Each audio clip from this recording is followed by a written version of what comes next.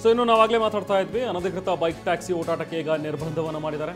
ಸಿದ್ದರಾಮಯ್ಯ ಮತ್ತು ರಾಹುಲ್ ಗಾಂಧಿಗೆ ಅಸೋಸಿಯೇಷನ್ ಒಂದು ಪತ್ರವನ್ನು ಬರೆದಿದೆ ಈ ವಿಚಾರಕ್ಕೆ ಸಂಬಂಧಪಟ್ಟಂತೆ. ಉದ್ಯೋಗಿಗಳಲ್ಲದವರು ಬೈಕ್ ಟ್ಯಾಕ್ಸಿ ಓಡಿಸ್ತಾ ಇದ್ದಾರೆ, ಉದ್ಯೋಗದಲ್ಲಿ ಇಲ್ಲದೆ ಇರೋರು. ಸೊ ಕೋವಿಡ್ ನಂತರ ಬೇರೆ ಎಲ್ಲೂ ಉದ್ಯೋಗ ಸಿಗಲಿಲ್ಲ, ಪಾಪ ಅವ್ರು ಬೈಕ್ ಟ್ಯಾಕ್ಸಿಯನ್ನು ಓಡಿಸಿ ಜೀವನವನ್ನು ಮಾಡ್ತಾ ಇದ್ದಾರೆ.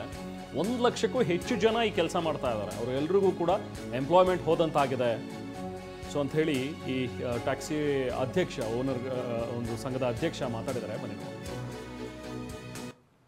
ಸರ್. ಏನಿಲ್ಲ ಸರ್, ಪತ್ರ ಬರೆದಿರೋದು ಏನಂದರೆ, ಈಗ ಬೈಕ್ ಟ್ಯಾಕ್ಸಿನ ನಂಬ್ಕೊಂಡು ಜೀವನ ಮಾಡ್ತಿರೋದು ಸುಮಾರು 1 ಲಕ್ಷ ಜನ ಇದ್ದಾರೆ.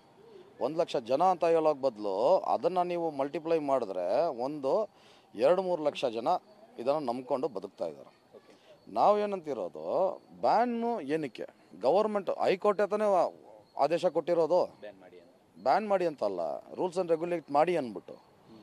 ಆದರೆ ಈಗ ಲಾಸ್ಟ್ ಫ್ರೈಡೇ ಯಾವಾಗ ಜಜ್ಮೆಂಟ್ ಆಯ್ತಲ್ವ, ಆವಾಗ ಅಲ್ಲಿದ್ರಿ ನಾವು. ಆವಾಗ ಇದೇನು ಹೇಳ್ತಿದ್ದಾರೆ ಅಂದರೆ, ಹೈಕೋರ್ಟ್ ಏನು ಹೇಳ್ತಿದ್ದೆ ಅಂದರೆ, ನಿಮ್ಮ ಗವರ್ಮೆಂಟಿಗೆ ಇಂಟ್ರೆಸ್ಟ್ ಇಲ್ಲ ಅಂದರೆ ನಿಮ್ಗೆ ಸ್ಟೇ ಕೊಟ್ಟು ಏನು ಮಾಡಲಿ ಅಂದ್ಬಿಟ್ಟು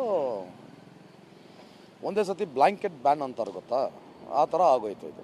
ಈಗ ಏನು ಮಾಡಬೇಕು ಅಂತೀರಿ ಸರ್? What next? ಸರ್, ನಾನು ಗವರ್ಮೆಂಟಿಗೆ ಕೇಳ್ತಿರೋದು, ಏನಕ್ಕೆ ಇಂಟ್ರೆಸ್ಟೆಡ್ ಇಲ್ಲ? Economy is growing.